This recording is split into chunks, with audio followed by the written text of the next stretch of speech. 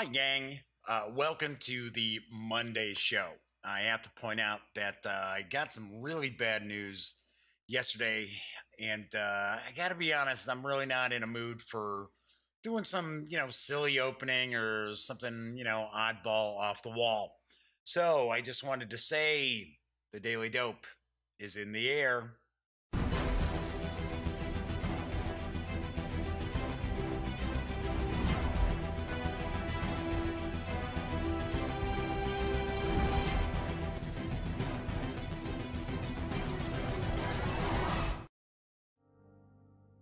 Howdy, gang. Welcome back. I am Jeff McAleer. I'm your host here at the Daily Dope, as well as the Grand Poobah of thegaminggang.com. So today is Monday, April 9th. Welcome back if you're a constant viewer. And if you're new to the show, thanks for popping in and visiting. A little more low-key today, because I have to point out, I'll start off the show by sharing some bad news that I received yesterday. And if you are someone who has followed the Gaming Gang since the beginning, since 2010, you know that Elliot Miller, who now operates the website voiceofe.com, is my best friend, and he was my partner in crime for the first few years of the Gaming Gang. In fact, we did the podcast together, we would interview people at different conventions together, and so on and so forth. Well, I have been best friends with Elliot for about 37 years, so I know his family knows me. Growing up when I was in high school, it was like I was part of the Miller family.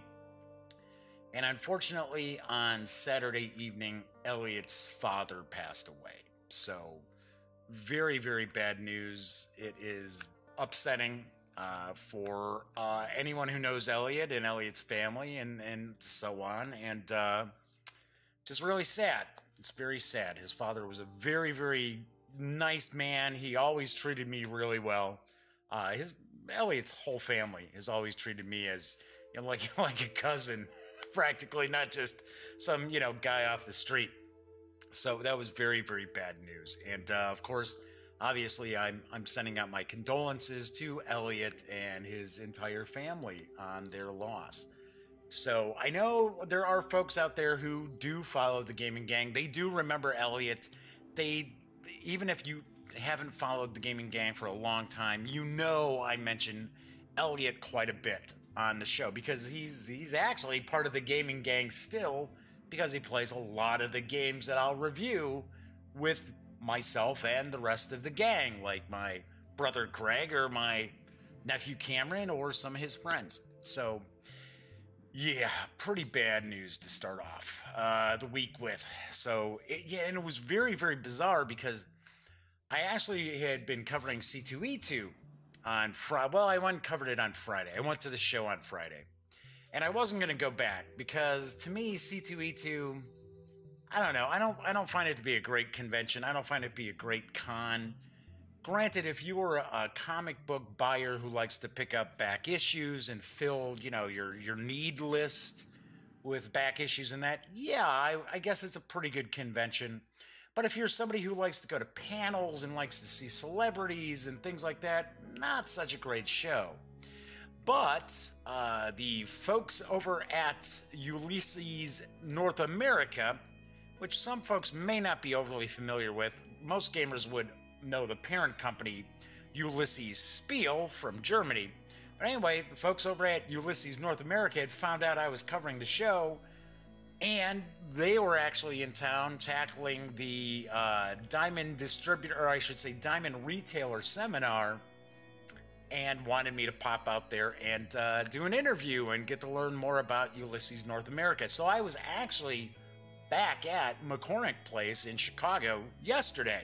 Wasn't planning on it originally, but I was back. So I did, tackle a little bit more of C2E2 and met with Ian Starcher as well as Eric Simon from Ulisses North America, which you'll see the interview on tomorrow's show.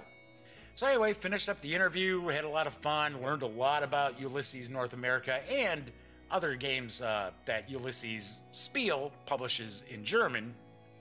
in Germany too. And came back with my brother back to the convention center, and I went to the bathroom, and he headed off to go meet his wife and the kids and everything. And when I went to go meet them, I couldn't find them. I reached in my pocket, grabbed my phone to call my brother to find out where they're at. And here I see there's a text from Elliot with the bad news. So, man, it was just not cool. Not cool. So anyway, moving right along, I do have a show for us today. So I've got a bit of news, not a ton of news, a bit of news. There's just so much Kickstarter stuff out there right now that I have absolutely no intention of sharing. It just doesn't float my boat. Now, I do have a Kickstarter piece today, but it is pretty cool. So after the news, I'm going to talk a little bit about C2E2, and then I'm going to take a look at Shards of Infinity. It's a brand new deck building game. It's from Stoneblade Entertainment and Ultra Pro. And this just came out. So I'm going to do an unboxing. We're going to take a first look at this and check this out in just a little bit. So first off, let me jump on into the news. And I've got kind of an oddball news piece from Games Workshop of all companies, because that is not a company I usually tackle a whole lot. But they do have a board game that's on the horizon. It's based on the Lord of the Rings, and I gotta be honest, it sounds kind of odd. So, here is the dope. Welcome, Master Hobbits, to the Lord of the Rings Quest to Mount Doom board game. This brand new board game pits players against one another in a game of skill, wits, and above all, fun, as you race around the board in search of the most precious of items, the One Ring. Quest to Mount Doom lets players recreate the epic journey that the Fellowship took as they journeyed to Mount Doom, but with a competitive twist. Each player is hunting for the One Ring that is hidden somewhere in Middle-earth. The aim is simple. Find the ring and take it to Mount Doom to see it destroyed. However, you don't want other players to know you have it. They will only try and take it from you. So keep it secret, keep it safe. You'll be able to pick your favorite characters from the Fellowship, each with their own unique ability, and use the wide array of item and event cards to aid your cause or disrupt your opponents as you search for the ring. Finding the ring is the easy part. Taking it to Mount Doom will take every ounce of skill and cunning you have. Just watch out for the Eye of Sauron. Details about the Lord of the Rings Quest to Mount Doom are pretty non-existent outside some sell sheet info. So I do know it's for 2 to 5 players, ages 8 and up, and should play in about 30 to 45 minutes. Do not have any release date info or MSRP information. But I do have to say, this does seem like a rather odd design choice as far as members of the Fellowship competing with each other to be the one who destroys the ring and trying to stop the other players from taking that. It's just very, very strange. If this was kind of the design decision, wouldn't you go with the Nazgul, not members of the Fellowship? This just seems kind of bizarre. And I gotta be honest, this almost seems as if maybe Games Workshop is going to be losing the license to Lord of the Rings pretty soon, and they're just kind of trying to figure out something they could make a few bucks on. I don't know. There's not much to see yet, except for the 2 images of the box front and the back of the box. But even looking at the back of the box doesn't look super impressive. Anyway, I did want to share this piece of news because I know there are people out there that if a game is The Lord of the Rings or The Hobbit or any sort of J.R.R. Tolkien, they'll pick it up. Doesn't matter if it looks like it's going to be good or not. Like I said, I'm not saying that it's going to be a bad game. I'm just saying it's a very odd kind of design choice to make the Fellowship competing with each other. I don't know. That's kind of weird. Alrighty, moving right along. So you say you can't get enough of Mark Millar's kick-ass? Well, you're in luck because Cool Mini or not, is actually going to be releasing a board game that is based on the comic series, and it's coming this August. Here's the dope. New York City is being overrun with criminals. The police department either can't handle this new wave of crime or has been corrupted from the inside and refuses to help. In these troubled times, certain individuals have stepped up to keep the streets safe while making sure they aren't late to work or they don't miss another dinner date. Saving the day isn't easy when you've got an active social life to maintain. In Kick-Ass, the board game, players take on the role of one of 7 masked vigilantes trying to keep New York City safe. Working together, they must keep the evil boss's plan from coming to fruition. Each round, they travel to the various districts on the game board, beating up minions, doing good deeds for the citizens, and trying to keep their personal life from falling apart. It's a difficult task, but luckily, they've got their friends to help them out. The game includes 5 different bosses, and all of the different heroes, bosses, mini-bosses, and minions are represented by miniatures. Each of the 7 heroes has unique gear and activation cards that they can use. Kick-Ass is for 1 to 4 players, ages 18 and up. Keep in mind, this is an R-rated movie franchise, and the comic is for mature readers after all. It'll play in about 60 to 90 minutes, and will carry an MSRP of $60 when it hits the streets August 31st.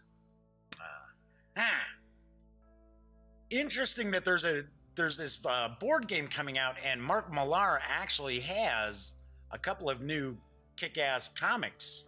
He's got a new Kick-Ass, who is a completely new iteration, I guess we would say. He's got a completely different alter ego. And there's also a Hit Girl comic that is currently out there as well. So kind of interesting that jumping right on top of that is also going to be a Kick-Ass board game from Cool Mini or Not. Some reason Simon likes to I don't know, kind of embrace some iffy material, especially with that Kickstarter for Hate that I refused to cover. Anyway, moving right along, we got some more news. And as I mentioned, I had met with Ian and Eric from Ulysses North America, and there is currently a Kickstarter that is going on for the latest Torg Eternity Cosm, and I've got the dope. The Living Land continues the possibility wars started in Torg Eternity. Storm Knights rise to battle High Lord Barak Ka and his invading Idinos hordes. These supplements help you continue and expand your tabletop role-playing game experience in the evolving world of Torg Eternity. The Living Land is a realm of primitive peril, savage sensuality, and dangerous dinosaurs. It's ruled by High Lord Barak Ka and his army of reptilian Idinios. Think I'm pronouncing that correctly.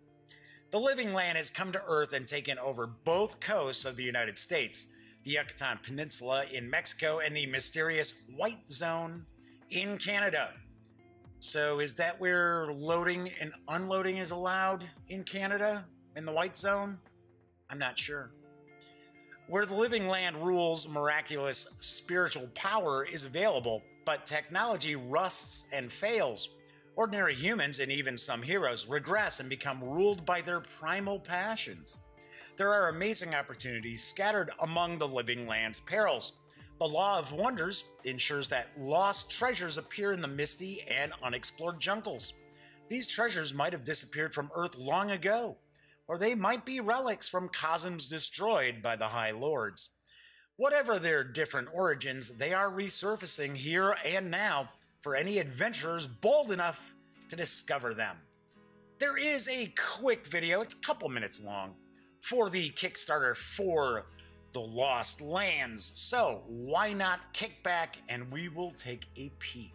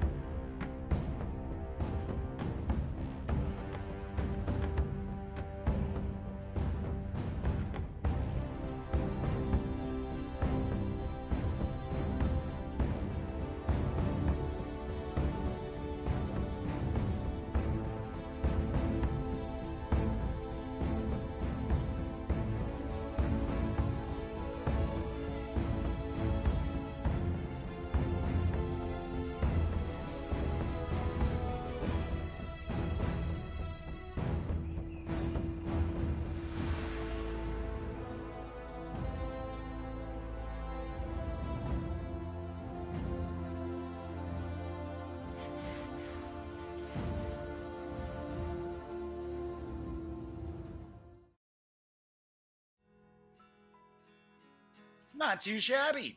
You can jump on board the Kickstarter for Torg the Living Land for a pledge as small as $40, wherein you'll receive the source book, the Game Master screen, the archetypes, I should say, the adventure, and the stretch goals in PDF.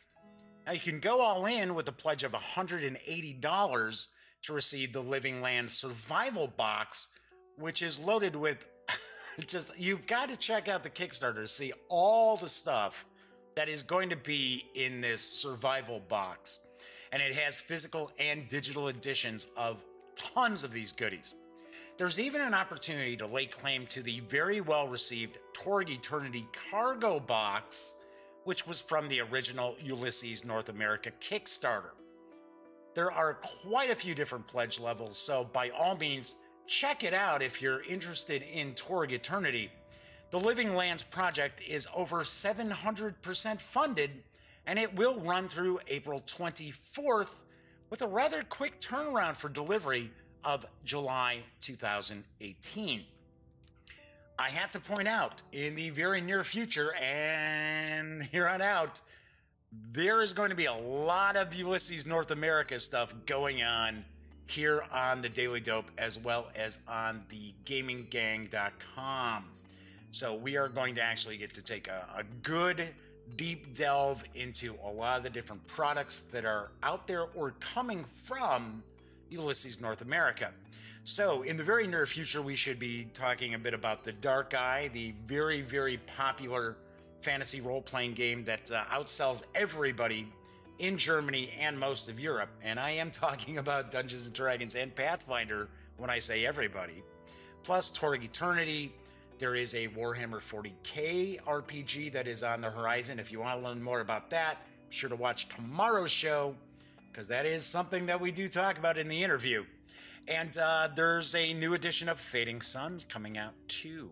Pretty cool. So we're going to learn a lot about Ulysses North America and their products together.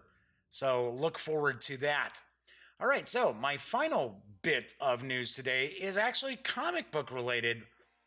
And I kind of thought this was pretty funny, and this looks like this could be pretty cool, because IDW and Oni Press are going to team up for a brand new comic, and it is a Rick and Morty Dungeons & Dragons mashup. And here's the dope straight from C2E2. Announced at C2E2, IDW, in partnership with Oni Press, is bringing two of the most popular properties in the world, Adult Swim's hit series Rick and Morty and Dungeons & Dragons, together in a brand new 4-issue comic book series. Taking the reins of these two iconic properties is the superstar creative team of writers Patrick Rothfuss and Jim Zub, along with Eisner-nominated artist Troy Little. And this sounds like this could be pretty interesting. Debuting this August, the miniseries will throw Rick and Morty into a high fantasy adventure blended with the wit, humor, and intelligence the show is widely celebrated for. Yeah, okay, I would agree with that. I love Rick and Morty with a powerful love, and I've played D&D since the 5th grade, said Patrick Rothfuss. So when they approached me about writing a story with both of them together, that's some serious "you got chocolate in my peanut butter" censored right there. I'm in. I'm all the way in. I'm getting that chocolate all up in the peanut butter, like deep in, all the way in. It's going to be sticky and delicious.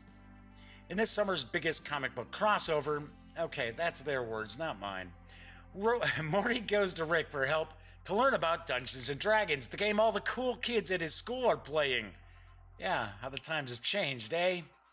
Naturally, things go horribly wrong as Rick, Morty, and the whole Smith family find themselves on an epic quest with no escape in sight. The Dungeons & Dragons crew is letting Pat and I open up Pandora's box of insane adventure material and iconic creatures from the granddaddy of all tabletop role-playing games, said Jim Zub. I wish I could say we'll take good care of it, but the simple truth is, this is Rick and Morty we're talking about. No fantasy world or otherworldly plane of existence is safe. Each issue will feature variant covers that fans of both series will love, including character sheets and more. That should be kind of cool, especially if we happen to see, strangely enough, maybe some additional material like character sheets for Rick and Morty for 5th edition Dungeons and Dragons, and the rest of the Smith family, and some of the recurring characters in Rick and Morty. I think that would be pretty wild and make these comics a must-buy. I don't know. I have no clue. All I know is the 4-issue series will launch this August. All right, so that is it for the news today. And as I mentioned, I was at C2E2 over the weekend. And I don't want to rip on the show, because this year did seem a little better than last year. Last year was really disappointing, at least in my opinion.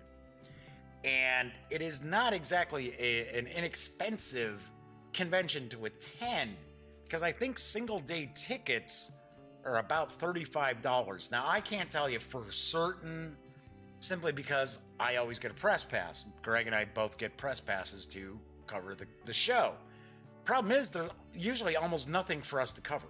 And they've made it very, very difficult to even shoot video, do interviews, and things like that, because you can't record any of the panels, because Reed Pop, who is the parent company for C2E2, has her own like live stream. So of course they don't want any sort of competition for that. So that takes away from what we're able to do at the show. And the panels are sort of hit or miss. Not a ton of panels that are going to draw a lot of people in. I did notice the panels were a little bit better this year than last year. Last year, it was sort of like, seriously? I mean, and I'm not knocking the panels where it's, you know, people work on putting these panels together, but there were panels like comic books and libraries. Like last year on Friday, there was all this library stuff, which was very bizarre, because at the same time there was a librarians convention going on at McCormick Place. So it was sort of like, are you like trying to get some of the librarians to buy passes to come to C2E2? I don't get it, right? But yeah, it was just a lot of, you know, panels where it was like, really? Seriously? Huh? Like this year, there was a panel about Robotech. It's like, really? A Robotech panel? I mean, come on. I mean, I'm not knocking Robotech. It was one of the first animes I ever watched, and I recently introduced it to my nephew Cameron. But a panel for Robotech, that's like a selling point? That hasn't been relevant in forever. Outside of people getting ripped off on the Kickstarter from Palladium Books, I guess there's relevancy there. But Robotech as it exists is probably going to be gone in 3 years anyway, because all the licensing runs out for Harmony Gold. Anyway, like I said, it was a little bit better this year, but I still can't really recommend the show for a lot of people. And I did see a lot of people who kind of looked disappointed hanging around on the exhibitor floor. So I don't know. I have no idea. I'm not going to completely rip on it, because I do think it was a little bit better. And if you're someone who is really into picking up back issues of comics, or you really want to go spend your money on a lot of geek culture stuff, yeah, it's a pretty good opportunity to buy some cool stuff. But then again, as I had mentioned to my brother, because Greg liked it way more than I did, but then again, he's picking up back issues of comics that he needs. And I said, yeah, I said, there's some cool stuff here in the exhibit hall, but it's almost like paying to go to the mall. You know, it's sort of like $35 for a day pass so you can go spend more money. You know, I don't know.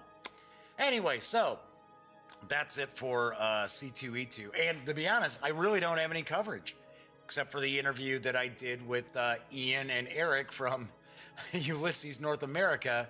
And that just happens to be because they were down there in the area. So, anywho, all right, moving right along. I know some folks are going to be checking out this video to see Shards of Infinity. I'm going to open that up. Do want to point out, and yes, I got going with the show, and I was sharing the bad news Forgot to mention, there is chat available. Chat's available on YouTube. All right, so let's move on over to the other camera here. And I've got Shards of Infinity right here for us. It is designed by Gary Arant and Justin Gary. Hopefully I pronounced the first Gary's name correctly. It is a deck building game from Ultra Pro Entertainment and Stoneblade Entertainment. And let's take a look at the back. Well, you know what? Let's take the shrink wrap off first. This is for 2 to 4 players. Plays in about 30 minutes. I believe it's ages 10 and up. It is, yes, ages 10 and up. And it actually carries a very friendly price tag. The MSRP is $20, so not too shabby. So it says, 100 years ago, the Infinity engine was shattered. Its reality-bending shards have destroyed most of the world. You and a few others know how to wield the power of the shards. The one who unites them all will become a living god.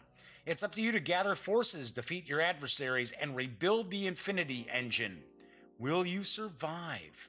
From the creators of the award-winning Ascension deck-building game, Shards of Infinity combines all the strategy and customization of a trading card game in a single box. Win by either mastering the power of the Infinity Shard or by destroying all who oppose you. Build your armies by recruiting allies and champions from 4 unique factions. Launch surprise attacks on your foes by instantly deploying mercenaries. Unlock limitless power by mastering the Shards of Infinity. And it contains 128 cards, 4 deluxe character dials, and a rule book. So let's take a look, see what we've got inside. Okay, so we've got the rule book. Not real long. What do we got here? 16 pages. That's including credits and a FAQ. Let's see what we've got here. All right, so we got a little bit of flavor text to open up the game, getting started, talking about the contents, setting up. It says it can be played by 2 to 4 players. So I'm wondering, I would take a guess the rules probably stay the same for 3 players. Because I believe it's every gamer for themselves in this game. So talking about the board setup, center deck, center row, character card, starting hand of 5 cards, starting deck, 5 cards. So, like most deck building games, looks like you're going to start off with a deck of 10 cards. Of course, you're going to have to purchase cards or obtain the cards to build your deck, to boost your deck. All right, so we've got general rules, a turn breakdown, there's a play phase, and it appears that looks like we've got these 4 icons. Those must represent the factions. So it looks like we've got water, fire, oh, maybe air? I don't know. We'll find out. Attack phase and end phase, the card types. So these are the character types. So you've got a name, you've got a health tracker, you've got a mastery tracker, a focus ability, ally cards. Right here we got the ally cards. Once again, it's showing us gem cost. So that must be the cost to purchase it. Faction type and card type, the effect, how rare it is. We've got mercenary allies. Then we got champion cards. So it says champions are recruited just like allies and go into your discard pile once recruited. There we go. That's pretty standard deck building action there. When you purchase a card, that card's going to go into your discard pile. Don't get to use it right away. All right, playing cards, gaining mastery, and threshold bonus. Tagging champions and players, using shield cards, gaining health. Ah, that's what the green is. That's what the green icon is. And we got an FAQ and a glossary. All right, so where's the victory conditions there, folks? There we go. Game end. It says a player is eliminated when their health is reduced to 0. When only one player remains, that player is declared the winner. All right. Well, I thought you were supposed to be gaining mastery. So I was thinking that mastery would be one of the kind of end game conditions, but I guess that is not the case. All right, so that is the rules there. Now we've got these character cards, and these character cards are actually pretty thick, because we see they've got dials that are already attached, so you don't have to put these together. That's cool. All right, so let's see what we got here. Okay, so we've got the health tracker. Wow, that's going to count all the way down from 50 there. And then we got a mastery tracker, which I'm taking a stab in the dark, probably starts at 0. You have no mastery. So this is Volos. So it's showing the special ability, and it looked like that each of these characters can only use their special ability once per turn. I believe that's what I saw as we were flipping through the rules there. All right, so that's Volos. Let's take a look at Tetra. I'm assuming there are really no like good guys, bad guys in this. It's just 4 different characters who are trying to, put together the shards of the Infinity engine. Right. So here's Tetra, and special ability there. Looks like that's a female character, I believe. Kosin Wu. That's another one. All right, come on. What's going on here? Am I pulling at the wrong side? No, I'm pulling at the right side, I think. There. Jeez. The adhesive was like right on the end, so it really didn't have a lip to kind of grab. All right, so focus. So there's a special ability here. With one foot in the void, the other in reality, Kosin Wu fights to make his people whole again. Tetra says the elders possess the shards. Oh, I'm sorry. The elders pressed the shards into Tetra's flesh, only to realize too late that she no longer had any use for them. And then Volos says most believe he's a mortal driven mad by the power he wields through his shard, but to his worshippers, he's a god. All right, and then we have Decima. Or Decima. All right, come on. There we go. All right. It says, the shards gave her the power to bind flesh to steel, nerve to electrode. She saved her people by rebuilding them. Dun, dun, dun. A little unfortunate that with these dials, these little pieces of plastic to hold the dial in place actually goes right through the artwork. That's kind of a bummer. It's not so bad here. It's not so bad here, but this is kind of almost like right through that character's face. So it's like, okay, all right, cool concept. A little off in the execution, maybe.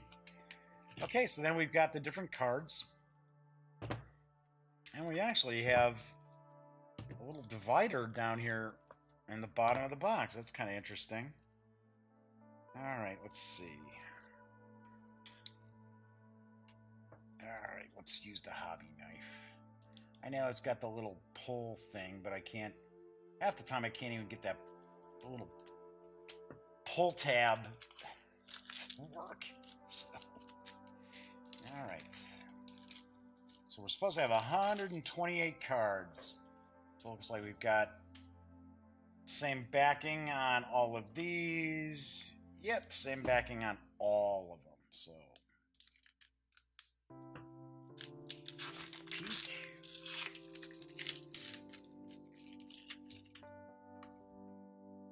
Let's get this one open. All right, get off of me there.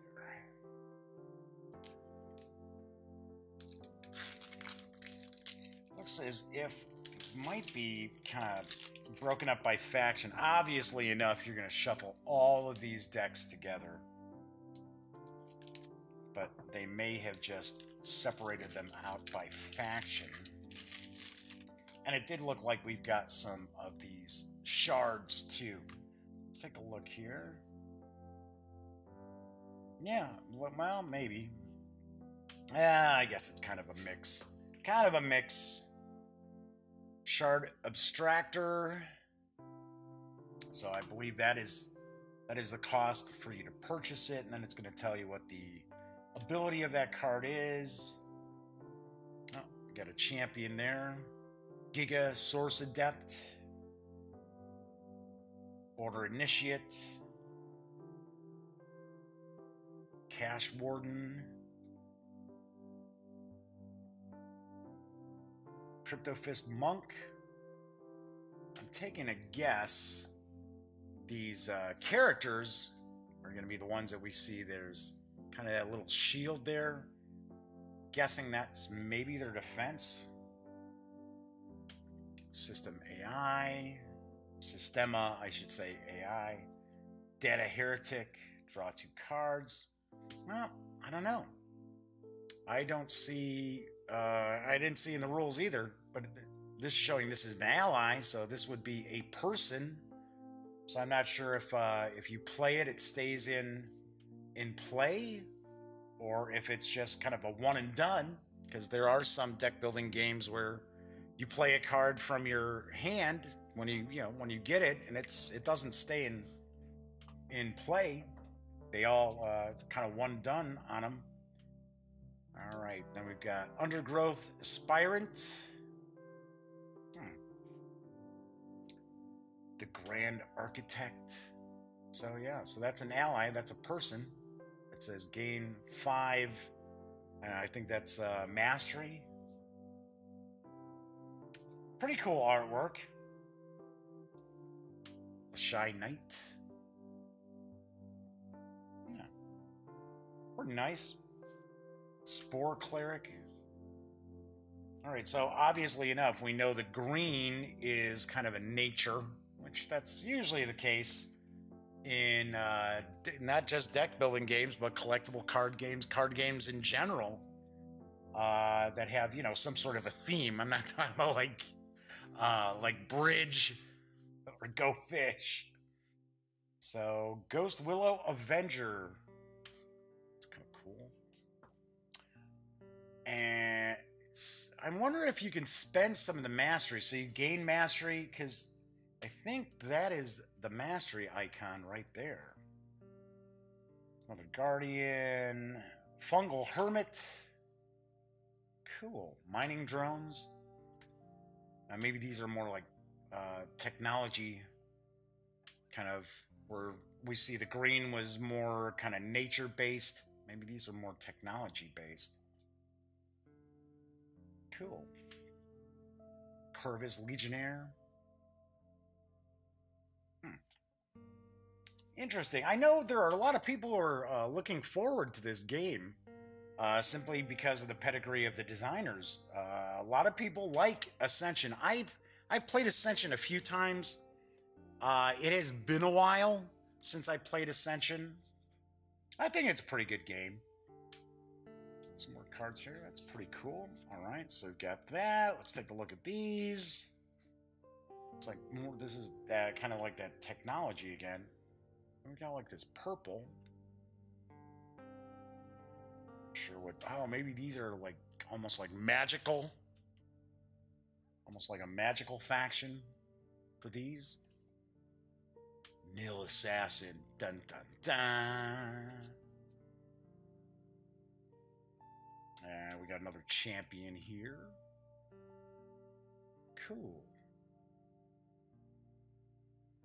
So it looks as if allies and champions are going to be different, and it's probably going to be more difficult for you to defeat champions than it will be allies. Aether Breaker, Zarara, Soul Flayer. It's like, there we go.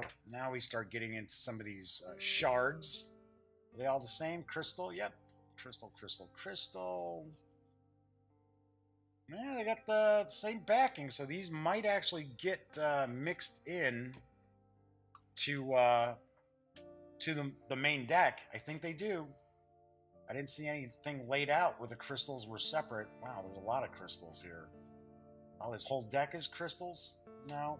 Now we've got some items. Blaster. Shard reactor. Oh, there's an infinity shard. So there's 1, 2, 3, 4. Looks like there are 4 infinity shards. Cool. All right. Interesting. I am going to get this to the table, I'm hoping, this coming weekend. So that would be pretty cool. So we've got the 128 cards. Oops. I know. Why did I... It's got to separate them out, right? Like a dope. I could have just left them in the decks as they were, and they'd fit right on in. But hey, what can I tell you? I'm goofy like that. Then, so we've got the cards. We've got the characters. There's 4 of those with their dials on those character cards. We've got the rule book. And that is what we find when we take everything from Shards of Infinity outside the box. And as I mentioned before, I do believe this is in stores right now. If it's not, it's coming very, very shortly. And it is for 2 to 4 players, ages 10 and up. Plays in about 30 minutes or so. And as I pointed out when I started taking a look at it, it does carry a pretty friendly MSRP of $20. All right, so there you have it. That is today's show. A little shorter than usual, I have to admit. This wasn't a ton of news. Yeah, news only ran about 20 minutes, not even 20 minutes. So, oh well, because you know I like to try to take about an hour. Now, what's coming up on the rest of the shows for this week is probably what I should mention. So, on tomorrow's show, I am going to share the interview I did with Ian Starcher and Eric Simon from Ulisses North America. It's about a 30-minute interview, and it's a pretty good interview. And if you've watched any of my convention interviews that I do, pretty good-natured, bit of joking around. Couple of pretty funny parts, so you may want to check that out. There is no show on Wednesday because services for Elliot's father will be on Wednesday, and of course, there's no way I'm missing that. So on Thursday, rumor has it I might actually see some material, some physical books from Ulisses North America by Thursday. I don't know.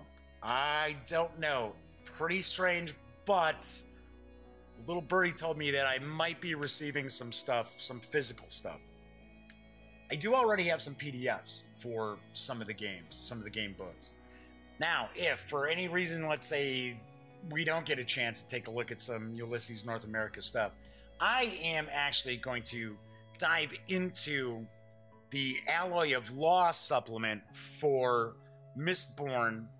I should say, I keep wanting to say Mistborn the Adventure Game, but it is the Mistborn Adventure Game from Crafty Games. I did a review of the actual book, the core book, because we got to take a peek at the core book last week. I had actually reviewed the PDF of Mistborn, the Mistborn Adventure Game. Gosh, 2012? I mean, pretty far back, but I had only seen a PDF. So Crafty Games was cool enough to send me these 2 books. So we will kind of take a look at this on Thursday if I don't have some stuff from Ulisses North America. If we do, then I might actually take a look at this on Friday. We'll see what happens. I never know what's going to pop up. Stuff like appears out of nowhere, like, let's say, for an example, Shards of Infinity. Anyway, so join me tomorrow because I will have the interview with Ian and Eric from Ulisses North America, and it's pretty fun. All right, so when you are not watching the Daily Dope. Be sure to visit thegaminggang.com for all the latest in gaming news, reviews, comics, movies, TV. Come on, by now you know the drill. Get your geek on at thegaminggang.com. Once again, I'm Jeff McAleer. I will be back tomorrow. Until then, enjoy the rest of your Monday, and thank you very much for watching.